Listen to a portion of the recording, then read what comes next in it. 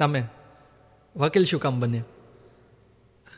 બહુ બધા ઓબ્જેક્ટિવ છે વકીલ બનવા પાછળ તો, પણ મેઇન એક ઓબ્જેક્ટિવ તમને જણાવું કે ભાઈ સિસ્ટમમાં જે સડો બેસી ગયો છે તો એક સડો દૂર કરવાની જવાબદારીના ભાગરૂપે વકીલ બન્યો છું. પ્લસ જે લોકો છે, જે મધ્યમ વર્ગીય સામાન્ય લોકો છે, જેમની પાસે વોઇસ નથી, અત્યારે લોકો જીવી રહ્યા છે પણ બધું સહન કરીને, ડરીને, ખોટું થતું હોય તો સહન કરશે, બેઈમાની ભ્રષ્ટાચારી થતી હશે તો સહન કરશે, ખબર છે કે આ ખોટું છે તેમ છતાં અવાજ નહીં ઉઠાવી શકે.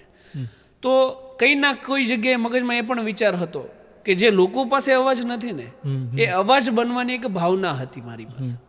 તો એ જે ભાવના છે એ અવાજ બનવું હોય તો શું જોઈએ, એ પણ એક વિચાર હતો કે કોઈ પણ વ્યક્તિનો અવાજ ઉઠાવવો છે મારે, એને અવાજને વોઇસ આપવો છે, તો એક વકીલની ડિગ્રી એક એવી મને લાગી કે કોઈ પણ એક સામાન્ય અને ગરીબ વ્યક્તિના અવાજને એ સિસ્ટમ સુધી પહોંચાડી શકે.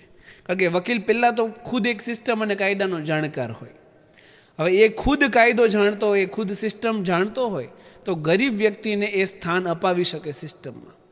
તો બેઝિક ઓબ્જેક્ટિવ સાથે, એ જ ઓબ્જેક્ટિવ સાથે આપણે નીકળ્યા છીએ કે જે ગરીબ વ્યક્તિ છે, જેનું સિસ્ટમમાં કોઈ સ્થાન જ નથી, કોઈ એક્ઝિસ્ટન્સ જ નથી, રાઈટ? સિસ્ટમ છે તો પૈસાવાળાની છે, અત્યારે ગરીબની નથી.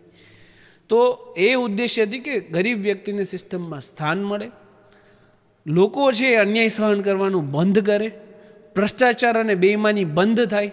આ ઘણા બધા ઓબ્જેક્ટિવ સાથે આપણે વકીલાતનું પ્રોફેશન ચૂઝ કર્યું છે. તો તમારું સંપૂર્ણ ભણતર સુરતમાં કે ગામમાં? મારું ભણતર કહું તો પહેલાં મારું જે પ્રાઇમરી એજ્યુકેશન છે એ પીછડી પ્રાથમિક શાળા, એક પીછડી ગામ છે, બહુ નાનું ગામ છે, 400-500ની વસ્તી હશે, હા, જાફરાબાદ તાલુકો, અમરેલી જિલ્લો. પછી એ પ્રાઇમરી એજ્યુકેશન ફિનિશ કરીને પછી સુરત આવ્યા, માતા પિતાને સેટલ થયા સુરતની અંદર. તો ત્યારે જે 12th સુધીનું એજ્યુકેશન ને ત્યારબાદ બીકોમ એ મેં સુરતમાં કર્યું. અને ત્યારબાદ LLB, જે કહેવાય ને કે લાઈફનો એકદમ કોમ્પ્રિહેન્સિવ અને જે કંઈક બનવાનો ફેઝ હતો, એ મેં કર્યો છે MS યુનિવર્સિટી વડોદરાથી. હાજી. એટલે ત્યાં હું ગયો ને ત્યાં ઘણા બધું શીખ્યો, વકીલાત શીખ્યો બેઝિકલી. તો બધું ત્યાં સ્ટ્રક્ચર ને ગ્રો બધું ત્યાંથી જ થયું છે, MS યુનિવર્સિટી વડોદરાથી. હાજી. ત્યાંના કોઈ ફ્રેન્ડ યાદ છે તમને જે આજે યાદ કરવા માંગો છો? બહુ બધા મિત્રો હતા અને બહુ બધા મિત્રો છે, પણ કેવું છે કે મેં એટલું બધું ફ્રેન્ડશિપમાં ને એમાં ક્યારેય ટાઈમ નથી આપ્યો. મારી ફ્રેન્ડશિપના જે મારા મિત્રો આજ પણ છે એ 12થના સર્કલના મિત્રો છે. કોલેજ સમયના મિત્રો અને LLB સમયના મિત્રો બહુ ઓછા છે. કારણ કે એ સમયે મારું એક ફોકસ હતું, એક વિઝન હતું કે બસ લાઈફમાં કંઈક કરવું છે, કંઈક બનવું છે. એ વિઝનથી નીકળી પડ્યા હતા. તો કહેવાય ને કે સવારની વહેલી શરૂઆત થાય તો ત્યારથી લઈને રાત્રે સૂવાનું મળે ત્યાં સુધી બસ વકીલાત અને વકીલાત. એ સિવાય મારું કોઈ બીજી જગ્યાએ સ્થાન હતું જ નહીં અને મારું માઇન્ડ ત્યાં હતું નહીં. જ્યારે હું વડોદરા હતો, જે અમારો એકદમ કહેવાય સ્ટ્રગલિંગ ટાઈમ કહેવાય, તો એ ટાઈમ પર મિત્રો મારા બહુ ઓછા બન્યા છે. એટલે એ કોઈ મારી એવી સ્મૃતિઓ નથી કે ભાઈ હું જે અત્યારે અહીંયા તમને કહી શકું કે ભાઈ નહીં આપણા એટલી કોઈ બેસ્ટ મેમરીઝ છે. ના તો આપણી ક્યારેય નાઇટ આઉટ થઈ છે, ના ક્યારેય રખડ્યા છે બહાર, ના કોઈ આટા એવા માર્યા છે. તો પછી એવી કોઈ મેમરીઝ નથી મારી પાસે. તમે અત્યારે જે આ બધું કરો છો મેહુલભાઈ, ક્યારેય ડર લાગે છે? ડર છે ને એ ડિક્શનરીમાં હું રાખતો નથી. પહેલી વાત એનું રીઝન એક ડર હોય છે મને કે ક્યારેય ભૂલથી પણ મારાથી કોઈ ગરીબ અથવા કોઈ પીડિત હોય એનું ખોટું ના થઈ જાય. આ એક મને ડર હોય છે કે ભાઈ એટલી બધી ફાઇટ આપે છે, બધી જગ્યાએ ધ્યાન ના આપી શકીએ, રાઈટ? સવારથી સાંજ પડે ત્યારે 500થી 1000 ફોન મારામાં આવતા હોય છે. ફિઝિકલી બધા અટેન્ડ કરી શકો એ તો પણ પોસિબલ નથી. 20-25% રેશિયોમાં મારાથી ફોન અટેન્ડ થાય. તો આ બધા સિનેરિયોમાં કોઈ પણ વ્યક્તિનું અહિત ના થઈ જાય, કોઈ વ્યક્તિનું ખોટું ના થઈ જાય ને, એ મને ડર લાગતો હોય છે. બાકી બેઈમાનો અને મક્કારોને ફાઇટ આપવામાં મને ક્યારેય ડર લાગે નહીં. હા, ડર લાગે પણ અપોઝિટ પાર્ટીને, મને ક્યારેય ડર લાગતો નથી. ડરની વ્યાખ્યા તમે આખી અલગ કરી નાખી. હાજી. તમે જે અવાજ ઉઠાવવાની વાત કરો છો, તો સામાન્ય નાગરિક ઘણા બધા છે જેને અવાજ ઉઠાવવો છે. મેહુલભાઈ, એક જાતનો એને ડર લાગે છે, તો એને કઈ વાતનો ડર લાગે છે? ઘણા બધા ડર હોય છે. કેમ કે એક ઉદાહરણ આપું કે માની લો હું જેમ અવાજ ઉઠાવો છો એમ તમે જ અવાજ ઉઠાવવા જશો તો પોલીસ લઈ જશે પોલીસ સ્ટેશનને, સારી એવી સર્વિસ કરી નાખશે. જે જાહેર જનતા પણ એ જ ડરથી પીડાતી હોય છે કે કંઈક આપણે આવું કરવા જઈએ તો શું થાય કે ભાઈ ફોન લઈ લેવાય, મારામારી કરવામાં આવે, પોલીસ સ્ટેશન લઈ જવામાં, ખોટા કેસમાં ફિટ કરી દેવામાં આવે. તો જનરલી લોકોને આ ડર હોય છે. પણ કોઈ પણ વસ્તુનો એક એક્સટેન્ટ છે, સમજી લો એક મર્યાદા છે, એક લિમિટ છે, એનાથી વધારે કંઈ થવાનું નથી. લોકો જાણતા નથી એટલે પીડાય છે. માની લો પોલીસ તમને કસ્ટડીમાં લે છે, ખોટા કેસમાં પણ લે છે, ચાલો તો શું થાય? મેક્સ એક્સટેન્ટ શું એનો કે ભાઈ 24 કલાક રાખી શકે, પછી તો મેજિસ્ટ્રેટ સામે રજૂ કરીને તમને બહાર કાઢવાના જ છે ને. પણ વ્યક્તિ કેવું થાય કે મુસીબતમાં આવીએ ને તો આપણે કેમ આમ ચટપટાઈ જાય આમ કે ભાઈ આમાંથી ક્યારે મુક્ત થઈએ, ફટાફટ રિલીઝ થવું. માણસ આખો કન્ફ્યુઝ થઈ જાય છે. એને એમાંથી એ સિચ્યુએશનમાંથી નીકળવું હોય એની હાવ કે ભાઈ ચાલો આ બધું ફટાફટ પતાવીએ, ઘરે જઈએ અને આપણા ફેમિલી હારે જે કંઈ કામ કરતા હોય એમાં વ્યસ્ત થઈ જઈએ. આ બધી વસ્તુઓ મારે કરવી નથી. લોકો ત્યાં ડરી જાય છે. લોકોમાં સિસ્ટમનો ડર છે, પ્લસ અજ્ઞાનતા છે, કાયનું જાણકારી નથી, કાયદાકીય લોકો કંઈ પણ વસ્તુઓ જાણતા હોતા નથી. અને અમારો તો ફિક્સ છે કે ભાઈ સંઘર્ષ કરવો છે. કોઈ પણ એની હાવ સંઘર્ષ કરશું, જેટલું જીવાશે એટલું જીવીશું, એક સ્વાભિમાનથી મોત આવશે એ સ્વીકારી લઈશું, અને વતન માટે કફન મળે તો એનાથી મોટું સૌભાગ્ય શું હોઈ શકે. એટલે આ એક બેઝિક પોલિસીથી ચાલીએ છીએ, એટલે ડર લાગતો નથી ને. પ્લસ લોકોમાં જે ડર છે ને એ કાઢવાનો છે, એ મુહિમથી ચાલીએ છીએ. આ મંત્ર રોજે તમે જીવનમાં ઘરની બહાર પગ મૂકો છો ત્યારથી તમે માઇન્ડમાં વિચારીને નીકળો છો કે ઘરની બહાર નીકળીએ ને તો કેવું છે કે મારે આ બધી ફાઇટ આપતા હોઈએ છીએ બધા સર્કલ ઉપર, જ્યાં બી બેઈમાની હપ્તાખોરી ચાલતી હોય તો દે આર ક્રિએટિંગ રિવેલરી. એટલે એ લોકો દુશ્મનાવટ ક્રિએટ કરે અમારી સાથે. મને એવી કોઈ રિવેલરી ના હોય. હું તો એક પોલિસીથી ચાલું છું ભાઈ કે ભાઈ ઇતની શક્તિ હમે દેના દાતા, મન કા વિશ્વાસ કમજોર ના હો. તો પછી મન કા વિશ્વાસ ક્યારેય કમજોર ના થાય. પ્લસ બીજી વાત એવી છે કે આ લોકો જે રિવેલરી ક્રિએટ કરે છે એનાથી ક્યારેય ડર પેદા ના થવો જોઈએ મનની અંદર કે ભાઈ બેર ક્યારેય કોઈ યાર આપણે કરવું નથી. હું કોઈ પણ જગ્યાએ ગયો, હપ્તાખોરી બંધ કરાવી, ત્યાં મારું ફૂલ સ્ટોપ. મને એની હારે કોઈ દિવસ રિવેલરી હોય નહીં. પણ એ લોકો અમારી સાથે રિવેલરી ક્રિએટ કરે. એ ક્યારેય એવું નહીં વિચારે કે ભાઈ આજે હપ્તાખોરી બંધ થઈ ગઈ તો આ તો અમારી બેમાનીની આવક હતી, આ કોઈ અમે ઈમાનદારીથી જો મેળવતા નહોતા જે મેહુલ બોગરાએ બંધ કરાવી છે. તો બેઈમાનીની આવક બંધ થશે, પ્લસ દુશ્મનાવટ ક્રિએટ કરશે, અને પ્લસ ટાર્ગેટ રાખીને બેસે કે મેહુલ બોગરા સવારે ઘરેથી નીકળે છે તો ક્યાં જાય છે, ક્યાં શું કરે છે. કદાચ મારી ગાડી મારી ઓફિસથી નીકળશે નજર હોય છે, એ તો ઓબ્વિયસલી છે, કારણ કે નજર રાખવાના, કારણ કે કરોડોની બેઈમાનીની આવક બંધ થાય છે. મારી ગાડી મારી ઓફિસની બહાર નીકળે, કોઈ સર્કલ પર જાય ને તો સર્કલ ટુ સર્કલ ફોન થઈ જાય કે મેહુલ બોગરાની ગાડી નીકળી છે. એટલે જે બેઈમાનીની હપ્તાખોરીની જે બી પ્રવૃત્તિ ચાલતી હોય એ ઓટોમેટિક બંધ થઈ જાય, ખાલી જે જે રૂટ ઉપર મારી ગાડી નીકળે ને તે રૂટ ઉપર. એટલે કદાચ મારે આ લોકોની ઉપર રેડ પણ પાડવાની હોય ને તો મારે બીજી ગાડીઓ ગોતવી પડે ને બીજી ગાડીઓમાં આ લોકો ઉપર રેડ પાડવા ફિલ્મોમાં જોયું છે સર. હાજી, એટલે બીજી ગાડીઓમાં રેડ જઈએ ને રેડ પાડીએ ને ત્યારે. બાકી તો આ લોકો અગાઉથી બધા પ્રિકોશનરી મેઝર રાખીને કદાચ ફોન પણ ટેપ કરીને રાખતા હોય, લોકેશન બી ટેપ કરીને રાખતા હોય કે ભાઈ ક્યાં ક્યાં જાય છે, શું શું કરે છે એ જાણીએ. કહેવાય ને કે ફ્રીડમ પહેલાં છીનવાઈ જાય. જ્યારે તમે જનતાનો અવાજ બનો તો ત્યારે ફ્રીડમ છીનવાઈ જાય. હમણાં રિસન્ટલી તમને ખબર હોય તો નિર્લિપ્ત રાય જે છે અત્યારે સ્ટેટ વિજિલન્સમાં, એમનું પણ અહીંયા કોઈ constable, head constable location trace કરીને રાખતો હતો કે સાહેબ ક્યાં ક્યાં રેડ પાડવાના છે. તો હવે જો આઈપીએસ ઓફિસરો છે એમના લોકેશન ટ્રેપ થઈને રહી છે તો આપણા લોકેશન તો શું નાની મોટી વાત છે, રાઈટ? તો એ લોકો આપણા પણ લોકેશન ટ્રેપ કરીને રાખતા હોય કે ભાઈ આ મેહુલ બોગરાનું શિડ્યુલ શું છે, શું શું કરે છે.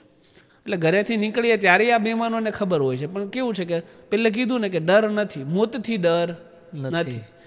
પરિવાર હોય છે એ ચિંતિત હોય છે, પણ પરિવારને પણ એવું કીધું છે કે આપણે હર હંમેશા એવી વાતો કરીએ કે ભાઈ ભગતસિંહ હોય પણ બીજા ઘરેથી, એવું નહીં. શરૂઆત આપણા ઘરેથી કરીએ, કંઈક સારું કરીએ છીએ અને નેશન માટે કરીએ છીએ. રાષ્ટ્ર માટે જો આપણે થોડું ઘણું કંઈ નથી કરી શકતા તો હું કરું છું, 5% પણ નથી કરતો. જે આપણા વીર પુરુષોએ કર્યું છે, આપણા રાષ્ટ્રીય પુત્રોએ કર્યું છે, એવું કામ તો આપણે નથી કર્યું ને. એમણે તો મત સ્વીકારી લીધા છે હસતા મોઢે, 23-24 વર્ષની ઉંમરે, યુવાનીમાં. તો આપણે એવું તો કંઈ નથી કરી રહ્યા. આપણે તો રાષ્ટ્ર માટે 5% એમનાથી 5% યોગદાન નથી આપી રહ્યા. તો પછી ઘરેથી નીકળવું ત્યારે સ્મિત સાથે જ નીકળીએ. ખબર હોય છે કે આ બધા ટ્રેપિંગ ગોઠવેલા હશે, પણ એનાથી કોઈ ફરક નથી પડતો, કારણ કે કોઈ હોય કે ના હોય એક વસ્તુ હોય છે, એ છે સત્ય અને નિષ્ઠા. કામ પ્રત્યે મારી નિષ્ઠા હોય છે ને એક સત્ય હોય છે. બેમાંની મારે ક્યારેય કરવી નથી જિંદગીમાં, રાઈટ? પૈસા બનાવવા નથી, રાષ્ટ્ર બનાવવો છે. તો પછી એ બધી વસ્તુઓથી ડરવાની કોઈ આવશ્યકતા નથી. આપણે સામાન્ય નાગરિકની સીધી હું વાત કરું કે ઘણા એવા પ્રશ્નો છે જે લગભગ ઘણા બધા લોકોને નથી ખબર અને ખબર પણ હોઈ શકે. તો એક પ્રશ્ન એવો હતો કે પોલીસ પકડે છે રોડ ઉપર, તો ચાલો એક ગાડીમાં એવા ડોક્યુમેન્ટ્સ હાર્ડ કોપીમાં નથી અને એપ્લિકેશનમાં કેટલા ડોક્યુમેન્ટ્સ એવા હોવા જોઈએ કે એપ્લિકેશન થ્રુ તમે દેખાડી શકો? તમામ ડોક્યુમેન્ટ, પીયુસીની વાત કરો, ઇન્સ્યોરન્સની વાત કરો, આરસી બુક, ડ્રાઇવિંગ લાઇસન્સ, જે મોટર વ્હીકલને લગતા જેટલા પણ ડોક્યુમેન્ટ છે એ તમે એમ્પરીવન અને ડિજીલોકર એપ્લિકેશનમાં રાખી શકો અને વેરી મચ વેલિડ છે. અને કદાચ માની લો તમારી એપ્લિકેશનમાં પણ નથી અને ગાડી તમે મિત્રની લઈને નીકળ્યા છો, એવી પણ પરિસ્થિતિ હોય ને, તો કાગળિયા આપણી સાથે ના હોય મિત્રની ગાડીના, એવું પણ શક્ય છે. તો એવા તમામ સંજોગોમાં ડોક્યુમેન્ટ તમે 15 દિવસની અંદર બતાવી શકો. સ્પેસિફિક પ્રોવિઝન છે સેન્ટ્રલ મોટર વ્હીકલ રૂલ્સ 139, જે ક્લિયરલી એવું કહે છે કે જો કાગળિયા તમારી સાથે નથી તો તમે 15 દિવસમાં બતાવી શકો. પણ ડોક્યુમેન્ટ હોવા એ પણ એક નિયમ છે. તો એનો તો ભંગ કર્યો જ છે, તો એનો તમારે 500 રૂપિયા દંડ ભરવાનો હોય અને કાગળિયા તમારે 15 દિવસની અંદર જે બી તમને મેમો બનાવવાવાળા ઓફિસર હોય એમને તમે બતાવી શકો. અને ઇટ્સ વેરી મચ વેલિડ. અને આ જ લો એન્ડ ઓર્ડર છે. પણ જનરલી લોકો સાથે આ પ્રેક્ટિસ થતી નથી. ઘરે ભૂલી ગયા હોય તો ભાઈ ગાડી જમા લઈ લો, લાવ ભાઈ તારી ગાડી જમા લઈ લે, ગાડીની ચાવીઓ કાઢી લઈ. આ બધી ઇલીગલ પ્રેક્ટિસ છે જે જાહેર જનતા હારે શા માટે કરવામાં આવે છે ખબર? થોડી ઘણી મલાઈ ઉતારવા માટે. પૈસા, કરપ્શન. તો સર એ જગ્યાએ હવે ક્યારેક એવું થાય છે કે એ વ્યક્તિ એટલો ડરી ગયા હોય કે એ ટાઈપનું થઈ જાય છે, તો એ તરત એ ઓછા પૈસામાં પતાવટ કરે, તો એમાં વાંક આપણે કોનો કરીએ અત્યારે? નાગરિકનો કે પછી? એમાં વાંક ના તો નાગરિકનો છે ના પોલીસનો, નૈતિકતાનો વાંક છે. નૈતિકતા મરી પડી ગઈ છે આપણાની અંદર. મોરલ વેલ્યુઝ નથી રહી વ્યક્તિની અંદર.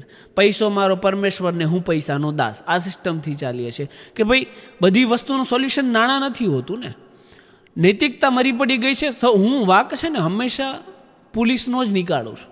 જ્યારે કરપ્શન લેવામાં આવે એનું મુખ્ય કારણ શું છે ખબર? સામેવાળો વ્યક્તિ કોણ છે કોને ખબર છે?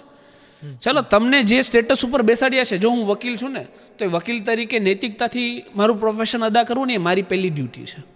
જો હું પોલીસમાં છું, મેં યુનિફોર્મ પહેર્યું છે ને, તો યુનિફોર્મનું ગૌરવ જાળવવું ને એ મારી પહેલી ડ્યુટી છે.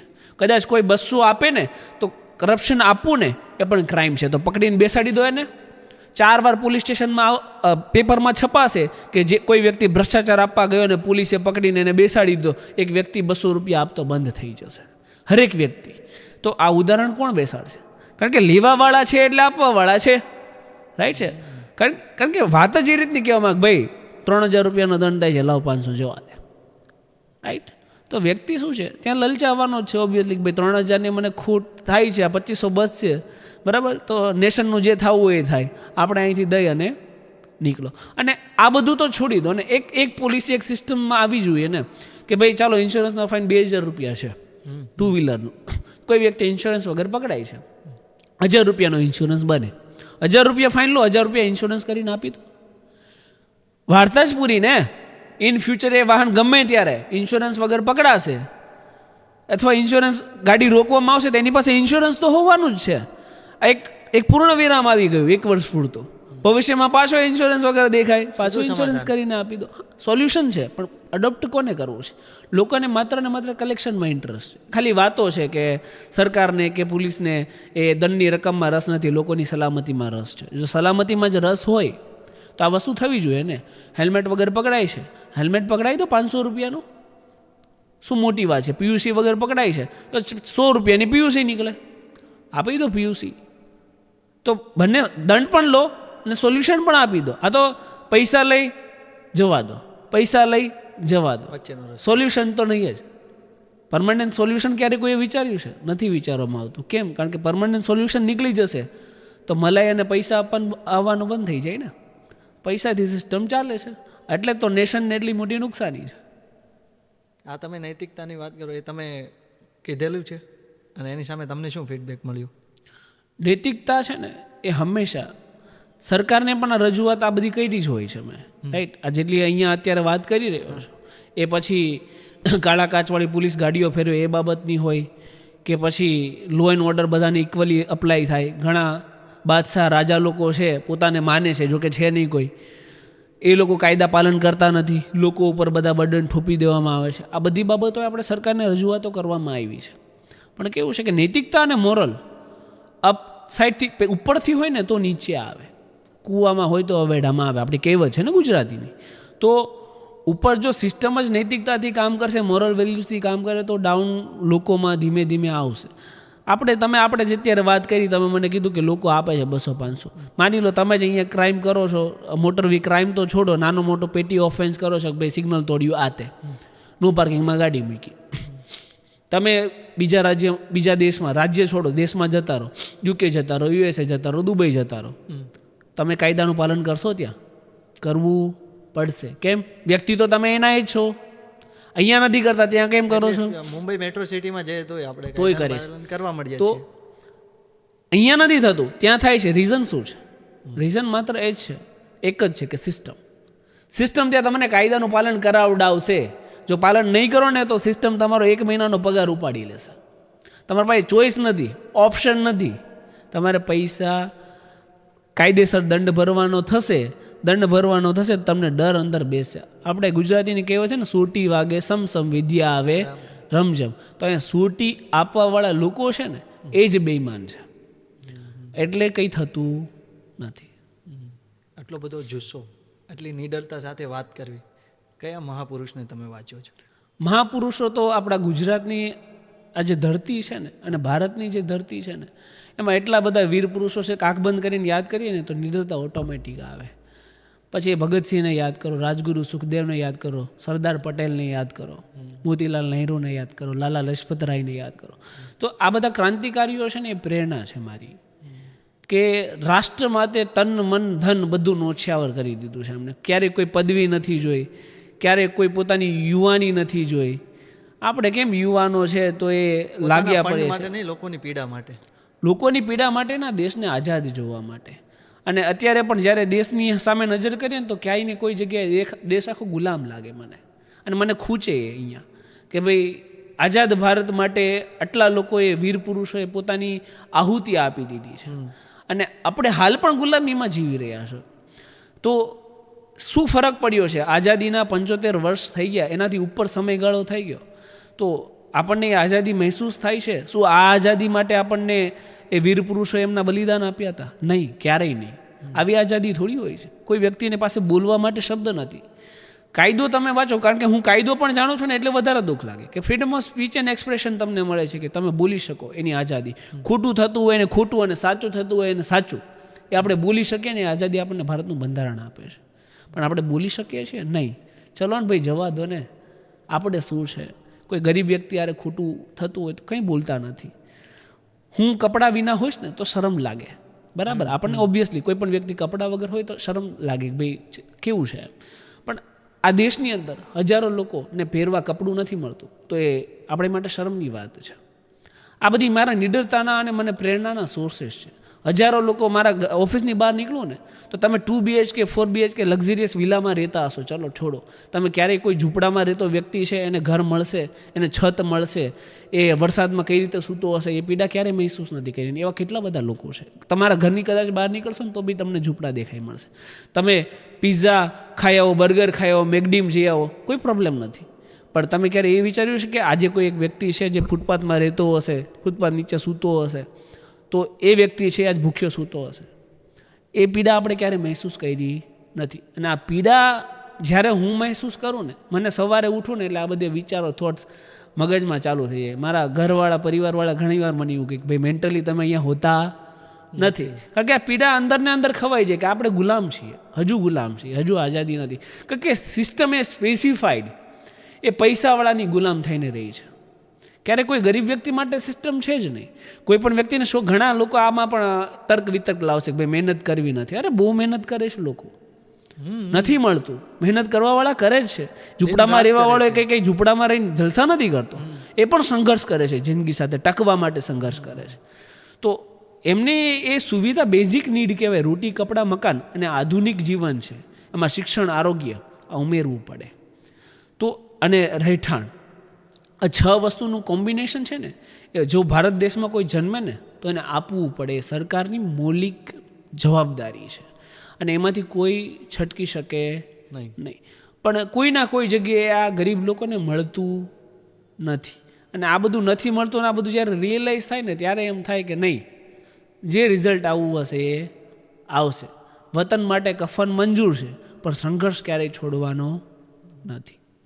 તો તમે એક ગરીબીની વચ્ચે વાત કરી, એની ઉપરથી મને એવું લાગે તો આ શિક્ષણનો અભાવ છે જો એ ગરીબ છે કે પરિસ્થિતિનો અભાવ છે? શિક્ષણનો અભાવ, એ શિક્ષણ આપો એમને તો એ ના પાડવાના છે. હમણાં મેં એક બાળકી છે આપણે વરાછા રોડ ઉપર ઘણા બ્રિજની નીચે ઘણા છોકરાઓને ભણાવે છે, એમનું નામ તો અત્યારે મને યાદ નહીં આવે. મેં વિડીયો જોયો હતો એમનો, રીલ્સ. સારી વાત છે, યુવા છે, એટલું સારું કામ કરે છે. તો શિક્ષણ એમના જે બ્રિજ નીચે જે છોકરા છે એ ભણવા જાય જ છે ત્યાં, રાઈટ? તો સિસ્ટમ એમને ભણાવવા જાય છે ત્યાં? નહીં. એમના છોકરાઓને જો આપણે જે પૈસાવાળા છે એમના બસો આવીને લઈ જાય, સ્કૂલ બસ આવીને લઈ જાય છે ને ઘરેથી, તો બ્રિજ નીચે જ્યાં છોકરાઓ બિચારા સૂવે છે ભૂખ્યા તરસ્યા કપડાં વિના, તો શું સિસ્ટમ એને બસ સ્કૂલ બસ નથી પહોંચાડી શકતી? આંખની સામે છે આ બધું. પહોંચાડી શકે ને, બ્રિજ ટુ બ્રિજ જ કલેક્ટ કરવાના છે, રાઈટ? મોટી વાત શું છે, શું હાર્ડ વસ્તુ છે? આપો એજ્યુકેશન આપશે ને તો એ છોકરો છે ને એક એના બાપની ગરીબી તો દૂર કરશે જ. શિક્ષણ છે ને, શિક્ષણ, હું ઘણીવાર આ વસ્તુઓને અનુકરણ કરું છું કે શિક્ષણ છે ને એ શેરડીનું દૂધ છે કે જે પીવે ને એ દહાડે. શિક્ષણમાં દહાડ હોય છે. તો કદાચ એ બ્રિજ નીચે સુવાવાળા ગરીબનો છોકરો શિક્ષણ લઈ લેશે ને તો એના બાપની ગરીબી તો અવશ્ય દૂર કરશે. પણ શિક્ષણ આપવાવાળો વ્યક્તિ કોણ છે ત્યાં? કોઈ જ નહીં. કોઈને પડી જ નથી ને, બાજુમાંથી નીકળી જશે. પણ વિચારવાવાળો કોઈ નથી કે જે ભૂખ્યો સૂતેલો વ્યક્તિ છે, જેના બાળકોને શિક્ષણ નથી મળતું, એની માટે આપણે કરી શું શકીએ? કોઈ વસ્તુ કઈ નથી કરવાનું. અફસોસની વાત છે. એટલે આ એક સિસ્ટમ ચેન્જ કરવી છે. આ કોન્ફિડન્સ જે તમે છે, અમે લગભગ ટોટલી વિડીયોમાં જોઈએ છીએ, તો એમાં મેડિટેશનનો કેટલો પાર્ટ, કે તમારું કામ જ તમારું મેડિટેશન છે? મેડિટેશન ના તો મેં જિંદગીમાં ક્યારેય મેડિટેશન ઉપર ફોકસ કર્યું છે ના, હું ક્યારેય કરું છું. હા, એક વસ્તુ હોય છે મારી લાઈફમાં, હું ફિટનેસને મહત્ત્વ આપું છું, જીમ જેને કહેવાય, રાઈટ? કે ભાઈ મોર્નિંગ શેડ્યુલ કેવું છે કે ભાઈ એક ફિક્સ શેડ્યુલમાં રહીએ ને, થોડુંક સ્વાસ્થ્ય પણ હોવું જરૂરી છે. આ બધું કામ કરીએ છીએ અને સ્વાસ્થ્ય જ નહીં હોય તો શું કામનું છે આ બધું? તો હજુ ઈચ્છા એવી છે કે હજુ લોકોને થોડાક મારા વર્ષો વધારે સમર્પિત કરવા છે. જીવું છું ત્યાં સુધી તો સમર્પિત કરીશ, રાઈટ? તો ફિટનેસ પાછળ મારો થોડોક એક હોય છે કે ભાઈ ટાઈમ આપું ફિટનેસ પાછળ, એટલે જીમ મારું એક કન્ટિન્યુ હોય છે. મેડિટેશન તો ઠીક છે, એટલે કહેવાય ને કે જીગર તો છે પણ થોડીક બોડી પણ જોઈએ ને, તો જેનાથી આપણું એક્ઝિસ્ટન્સ દેખાય અને આ જે બેમાનો છે એનામાં થોડોક વધારે ભય આપી શકીએ અને આપણું સેલ્ફ ડિફેન્સ પણ કરી શકીએ. બચાવ પણ જરૂરી છે ને. એટલે એમ જોવા જાય તમારું ફિટનેસ જ એક જાતનું તમારું મેડિટેશન છે. રાઈટ. સર, શિક્ષણમાં કાયદાનો વિષય નથી, રાઈટ? તો કેટલું મહત્વનું છે કે શિક્ષણમાં કાયદાનો વિષય હોવો જોઈએ? જેમ આપણે જમીએ ને, આપણા જીવનમાં ભોજનનું જેટલું મહત્વ છે ને એટલું જ સિસ્ટમમાં કાયદાનું મહત્વ છે. એક ઉદાહરણ આપીશ તમને કે ભાઈ તમે એક મકાન બનાવતા હોય, કોન્ટ્રાક્ટર એ ગમે એટલો સારો હોય પણ એનું જે સિમેન્ટ છે, જે લેબર છે, સળિયા છે, લોખંડ છે, એ બધું તમે સસ્તી ક્વોલિટીનું વાપરો. કોન્ટ્રાક્ટરમાં ગમે એટલી સારી સ્કિલ છે, ચાલો, તો એ શું બાંધકામ ટકી શકવાનું છે? નહીં. સિસ્ટમમાં ગમે એટલા સારા લોકો હશે પણ જો કાયદો છે ને એ ખરાબ હશે ને તો એ સિસ્ટમ ધ્વસ્ત પડી જવાની છે. સિસ્ટમની અંદર કાયદાનું એટલું મહત્ત્વ છે. જેમ આપણા શરીરની અંદર આપણે ભૂખ્યા રહીએ ને તો આપણે કંઈ કામ કરી શકીએ નહીં, જેમ ભોજનનું મહત્ત્વ છે એમ કાયદાનું સિસ્ટમમાં મહત્ત્વ છે. કાયદા વગર સિસ્ટમ ચાલી શકે નહીં. હું તમને એમ શોર્ટ શબ્દોમાં જ કહું ને કે ભાઈ કાયદાથી જ સિસ્ટમ બને છે અને ચાલે છે. કાયદો જણાવવામાં આવતો નથી, કાયદો શીખવાડવામાં નથી આવતો. કોમન મેનને શું કરવા નથી શીખવાડવામાં આવતો? કારણ કે જો એ કાયદો જાણી જશે ને ખાલી સિસ્ટમ સમજી જશે, એને ખબર પડી જશે, જે અત્યારે હું જાણું છું કે અહીંયા આ સિસ્ટમની અંદર અમારું તો કંઈ સ્થાન જ નથી. તમે પૃથ્વી ઉપરથી તમે જુઓ ઉપરથી તો જેમ કીડી મકોડા જીવે છે ને એવું સામાન્ય અને મધ્યમ વર્ગીય લોકો જીવન જીવે છે. કોઈ એક્ઝિસ્ટન્સ જ નથી તમારું. તમે ગાડી નીચે કૂચલીને મરી જાઓ, તમે રોડ ઉપર કોઈ એમનેમ જ ખાડા ગાળીને વહી ગયા એમાં પડી જાઓ, તમારું અવસાન થઈ જાય. બ્રિજ પડે, તમે નીચે એકદમ આગા ચપાઈ જાઓ, ચીપટાઈ જાઓ, મરી જાઓ, કોઈને કંઈ લેવા દેવા નથી. 2 દિવસ 5 દિવસ મોરબી બ્રિજ પડશે, ઘણા લોકો મરી જશે, કોઈને કંઈ લેવા દેવા નથી. એટલું મિડલ ક્લાસ અને સામાન્ય વ્યક્તિનું મહત્ત્વ છે આ સિસ્ટમની અંદર. કોઈ વ્યક્તિ આખો મરી જાય ને તો એને કમ્પન્સેશનમાં 4 લાખ 5 લાખ કરોડ રૂપિયા આપી અને એના મોતની મજાક ઉડાડવામાં આવે છે. આ સિસ્ટમ ઉડાડે છે. કેમ? તમે કોઈ વ્યક્તિના જિંદગીની કિંમત 4-5 લાખ રૂપિયા આંકી શકો? અશક્ય વસ્તુ છે. એ તો એના પરિવારને ખબર હશે જેનો ગયો હશે. પણ પાછળ થાય શું? કોઈને યાદ છે મોરબી દુર્ઘટના? નહીં યાદ હોય. કોઈને યાદ છે તક્ષશિલા દુર્ઘટના? નહીં યાદ હોય. અત્યારે બધા ભૂલી ગયા છે. તથ્ય પટેલ કહે છે એના બાપના જામીન મંજૂર થઈ ગયા હમણાં થોડા સમય પહેલાં. તો કોઈને યાદ છે? નહીં યાદ હોય. લોકો ભૂલી જાય છે અને લોકોને સિસ્ટમ ભૂલી જાય છે. યાદ રાખે છે પૈસાવાળાના મોત થાય ને એ, ગરીબનું મોત યાદ ના રહે. અને એજ્યુકેશન એટલે જ મહત્ત્વનું છે. એજ્યુકેશનમાં કાયદો એટલે જ મહત્ત્વનો છે કે ભાઈ 8મા ધોરણથી બેઝિક લેવલથી જ કાયદાનો એક સબ્જેક્ટ, કારણ કે 1 થી 7માં તો કાયદો સમજી ના શકે એટલી એની બુદ્ધિ ના હોય, રાઈટ. 8મા ધોરણથી જો કાયદાનો સબ્જેક્ટ નખાઈ જાય, હા, તો 12th પૂરું થાય એટલે 17 વર્ષનો થાય. કોલેજનો કોઈ પણ હોય, કોમર્સ હોય, આર્ટ્સ હોય કે સાયન્સ હોય, ફર્સ્ટ યર હોય એટલે મોટર વ્હીકલ એક્ટ નાખી દેવાનો, રાઈટ. તો 18 વર્ષે જ્યારે એનો ડ્રાઇવિંગ લાઇસન્સ બનશે ત્યારે કાયદાનો ક થી તમામ વસ્તુઓ ક ખ ગ બધું જાણતો હશે. કોઈ પણ પોલીસ કર્મચારી ખોટી રીતે એની ગાડી ઊભી રાખીને એમ નહીં કહી શકે કે લાય 200 રૂપિયા કે લાય 500 રૂપિયા. રીઝન? કેમ કે સિસ્ટમ જાણતો હશે, એ કાયદો જાણ. આ નાનું ઉદાહરણ આપ્યું છે મેં તમને. જ્યારે એક પાર્લામેન્ટ કઈ રીતે બને, પીએમ કઈ રીતે કામ કરે, સીએમ કઈ રીતે કામ કરે, એમએલએ કઈ રીતે કામ કરે, કોર્પોરેટર કઈ રીતે કામ કરે, આ બધું જાણતો હશે ને ત્યારે જ્યારે રસ્તામાં ખાડો હશે ને ત્યારે નંબર ડાયલ કરશે એના એરિયાના એમએલએનો કે ભાઈ અહીંયા ખાડો છે, આનું કંઈક કરવામાં કોઈક પડશે, કોઈક મરી જશે, રાઈટ. તો આ જાણી જશે, વ્યક્તિઓ સમજી જશે તો આ સિસ્ટમની તો પોલમ પોલ ખુલી જશે ને. એટલે સિસ્ટમ કાયદો શીખવાડતી નથી, એટલે મધ્યમ વર્ગીય લોકોનું આ સિસ્ટમમાં મહત્ત્વ નથી. એટલે કાયદો શીખવાડવામાં આવે ને તો ઓટોમેટિક એક્ઝિસ્ટન્સ થઈ જશે લોકોનું. શિક્ષણમાં કાયદાનો વિષય નથી એટલે આ હું બંધ ચોપડાની વાત છે. જાણી જોઈને નથી રાખવામાં આવ્યો. બંધ ચોપડામાં જ બધું ભીનું સંકેલી લેવામાં આવ્યું છે. સમજાણું કે નહીં? જાણી જોઈને રાખવામાં આવતો નથી. તમે વાત કરી કે તમે કાયદો જાણ્યો અને કાયદો તમને ખ્યાલ છે અને પછી તમે એક અવાજ ઉઠાવ્યો, તો આવી રીતના અવાજ તમે ઉઠાવો છો તો એની ઉપર હુમલા થાય છે. આજ સુધીમાં કેટલા હુમલા થયા?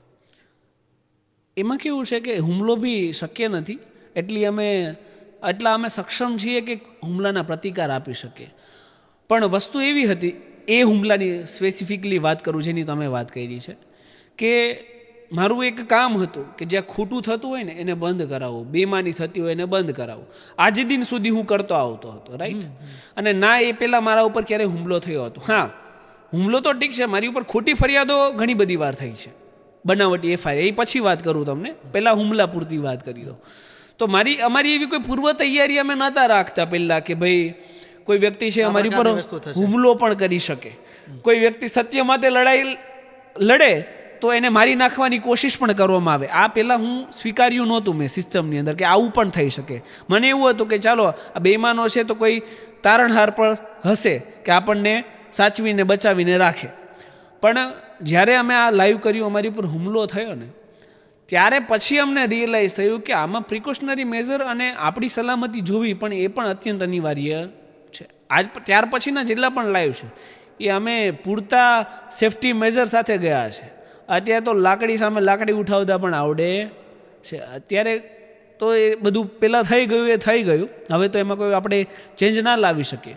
પણ હવે સેલ્ફ ડિફેન્સ સાથે રાખીને જ જઈએ છીએ કે ભાઈ કોઈ પણ વ્યક્તિ છે એ જો હુમલો કરવા આવે, જો કોઈ કાયદાની ભાષામાં સમજે છે તો એને કાયદાની ભાષામાં સમજાવશું, જો એને કોઈને લાકડીની ભાષામાં સમજવું છે તો લાકડીની ભાષામાં સમજાવશું. શું મોટી વાત છે? એટલે જેને જે જોઈએ છે ને એને એ આપીશું.